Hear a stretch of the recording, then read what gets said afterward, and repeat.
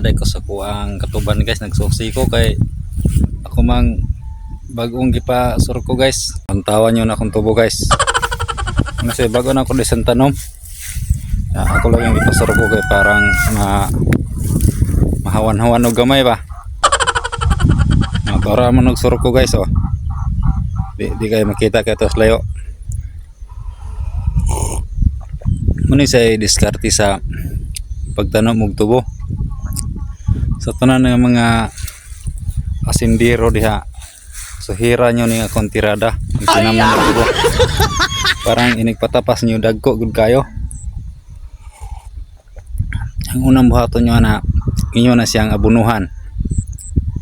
And pag human inyong ipasurko. And pag human usa nyo pabunglayan. Diyan ipasurko na pod. Bahala ting tapas na sigir ya po mong gasurko.